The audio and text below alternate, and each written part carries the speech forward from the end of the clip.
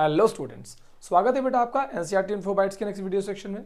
Class 12th biology को हम लेकर के बैठे हैं और एक चैप्टर जो आपका principle of inheritance and variation है, उसमें से हम एक टॉपिक डिस्कस कर रहे हैं जिसका नाम है मल्टीपल एलिज्म। दो तीन बातें शुरुआत में मैं पहले एक बार आपको ब्रीफ कर दूं। सबसे पहले तो मल्टीपल एलिज्म जानते रहिए कि एक्सेप्शन ऑफ मेंडलिज्म है। पॉइंट क्या है कि मल्टीपल एलिज्म जो है वो एक्सेप्शन है किसका बेटा? मेंडलिज्म का। यानी जब हम मेंडलिज्म की बात करते हैं तो उसके एक्सेप्शन के तौर पर हम मल्टीपल एलिज्म की बात करते हैं। रीजन उसका ये है, क्यों ऐसा हमने बोला कि ये उसका एक्सेप्शन है, बिकॉज हम ये बात बोल रहे थे कि मेंडल हमेशा किसी जीन के सिर्फ दो एलील की बात करते थे। मेंडल का कॉन्सेप्ट अगर मैं आप लोगों को रिकॉल कराऊं तो मेंडल का कॉन्सेप्ट था बेटा law of paired factor. Remember, law of paired factor. और ये जो पेयर्ड फैक्टर्स हैं इन्हीं को हम एलील्स कहते थे और मॉडर्न कॉन्सेप्ट में इनके साथ हमने जीन वर्ड यूज किया। तो ऐसा बोला जाता है कि जब किसी भी पॉपुलेशन में, अब आइए आपको मैं मल्टीपलिज्म का थीम समझाता हूं। पहले जानते रहिए कि ये वर्ड रिलेटेड टू पॉपुलेशन है। ये वर्ड कहां से रिलेटेड है बेटा? पॉपुलेशन से रिलेटेड। जिसका मतलब होता है कि जब किसी पॉपुलेशन में इंडिविजुअल ए में, इंडिविजुअल बी में, इंडिविजुअल सी में, तीन जगह पर मैंने आपके सामने होमोलोगस क्रोमोसोम रख दिए। मान लीजिए ये तीन इंडिविजुअल अलग अलग हैं, लेकिन अगर किसी एक इंडिविजुअल में होमोलोगस क्रोमोसोम पर सपोज करिए कि एक जीन है, मान लीजिए यहां पर एक जीन है कैपिटल ए, तो उसके सामने यहां पर जीन है कैपिटल बी। ठीक है, या आप अगर कहें तो मैं यहां ऐसे कर देता हूं कि ताकि आपका कॉन्सेप्ट ना इधर उधर हो, कैपिटल ए के बाद यहां स्मॉल ए है। तो दूसरे ऑर्गेनिज्म में उसी सेम लोकाई पर बेटा कैपिटल ए अगर यहां होगा तो हो सकता है वहां पर ए डैश हो, दूसरा एलील। एक तीसरे ऑर्गेनिज्म में उसी लोकाई पर अगर यहां ए है तो वहां पर ए डैश डैश हो। तीन तरह के एलील, सेम कंपोजिशन अगर आप कहें तो मैं आपको एक और एग्जांपल से समझाऊं। जैसे मान लीजिए आपका ब्लड ग्रुप बी है, तो मैंने कहा कि आपका ब्लड ग्रुप आई बी हो सकता है या आई बी आई ओ हो सकता है, लेकिन आपके एक क्लासमेट का ब्लड ग्रुप ए बी है, तो ये आई ए हुआ, ये आई बी हुआ, सेम लोकाई पर। आपके एक तीसरे क्लासमेट का ब्लड ग्रुप ओ है, तो यहां आई ओ, यहां आई ओ।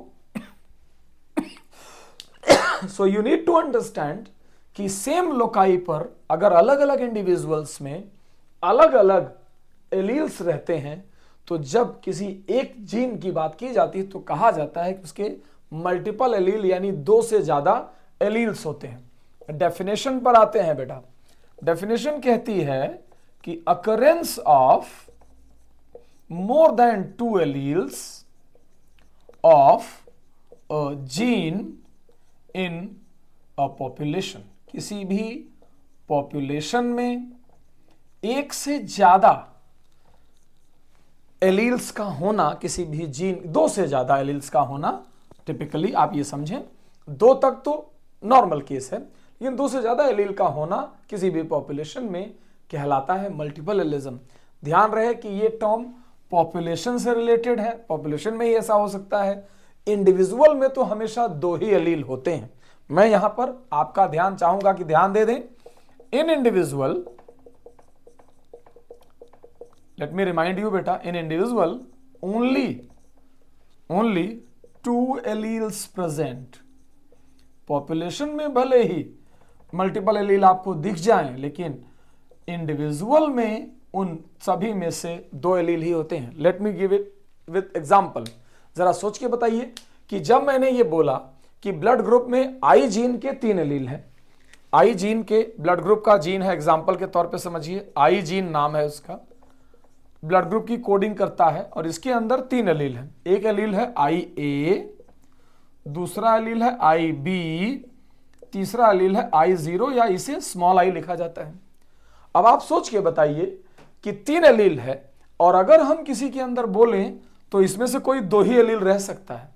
कभी भी तीनों एलील किसी इंडिविजुअल में नहीं रह सकते। आइदर ए की 2 कॉपी या ए के साथ ओ रहेगा, बी की 2 कॉपी बी के साथ ओ रह सकता है। कभी भी ऐसा नहीं होगा कि तीनों एलील किसी इंडिविजुअल में चले जाएं।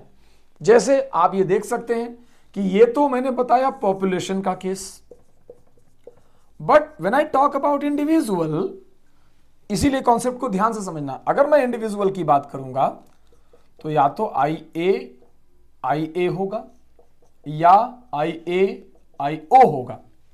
ऐसे इंडिविजुअल का ब्लड ग्रुप होता है A। या तो ये IB होगा या IO होगा। ऐसे इंडिविजुअल का ब्लड ग्रुप होता है B। तीसरा केस हो सकता है कि ये IB हो। चौथा केस हो सकता है कि I0 हो।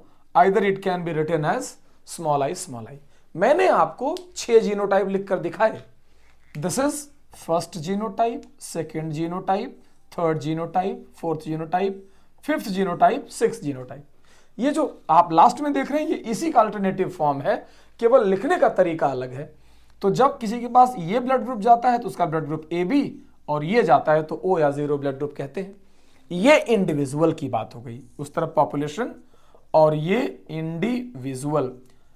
कई बार ऐसा सवाल भी पूछा जाता है कि भले ही मल्टीपलिज्म पॉपुलेशन में मल्टीपल एलील हैं, इंडिविजुअल में 2 एलील हैं, लेकिन जब ये गैमीट में जाते हैं तब सिंगल एलील बचते हैं। सिंगल एलील, ये सिंगल एलील का केस है इन गैमीट। तो आप ध्यान से देखिए, मैंने आपको तीनों केसेस समझाए। पॉपुलेशन में अलग केस, इंडिविजुअल में अलग केस, गैमीट में भी अलग केस। तो इन तीनों के साथ आप समझ पाएंगे एग्जैक्टली कि मल्टीपलिज्म का केस काम कैसे करता है। अब आते हैं इसके अच्छे से समझने पर कि हम नंबर ऑफ कॉपीज या कैसे कैलकुलेट करते हैं। इसका फॉर्मूला है नंबर ऑफ फिनोटाइप कैलकुलेट करने का। पहले तो नंबर ऑफ जीनोटाइप का फॉर्मूला नोट कर लीजिए बेटा please. Number of possible genotypes का फॉर्मूला है n+1/2, जो ये बताने के लिए है कि n में कितने एलील हैं, where n is number of alleles. तो एक बार याद करके बताइए कि I जीन के कितने एलील हैं? 3 एलील। तो अगर आप कभी टोटल जीनोटाइप काउंट करना चाहें तो यू कैन इजीली काउंट कि 3 मल्टीप्लाइड बाय 3 + 1 दैट इज 4। तो टोटल 2 कर दिया तो आपने देखा कि 6 वैल्यू आ जाती है।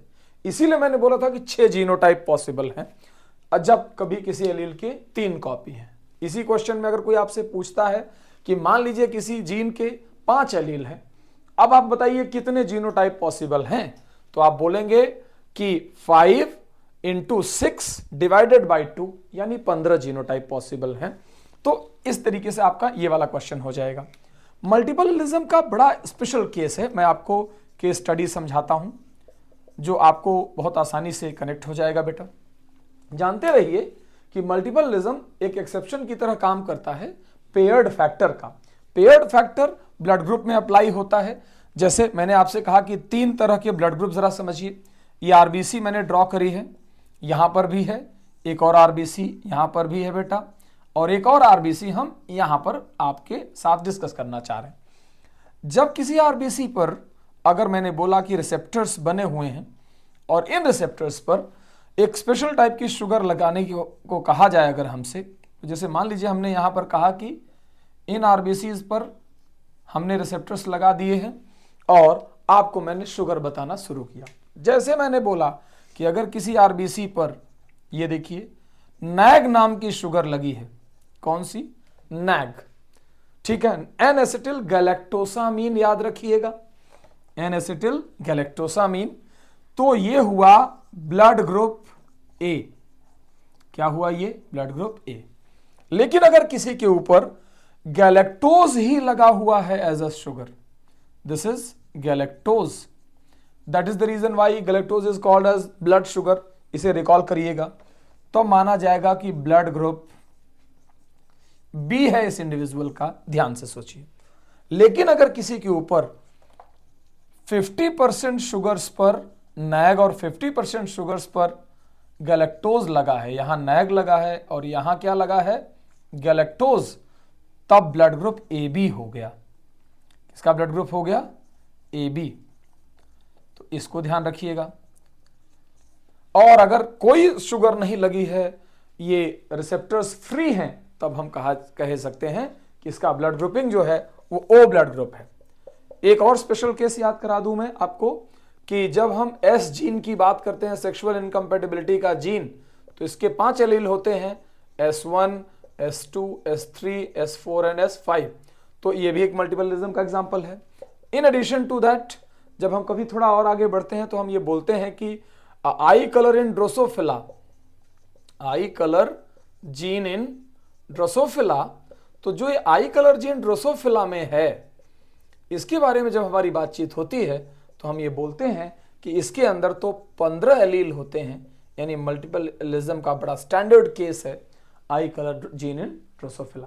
तो आपको ये एग्जाम्पल, ये केस, ये फॉर्मूला और वो डेफिनेशन का बेसिक पॉइंट आपको जरूर बताना है। ये हमेशा याद रखना कि मल्टीपलिज्म पॉपुलेशन का कॉन्सेप्ट है, इंडिविजुअल और गैमीट का नहीं। ठीक है, इसे अच्छे से रिवाइज करिए बेटा, फिर मुझे बताइए।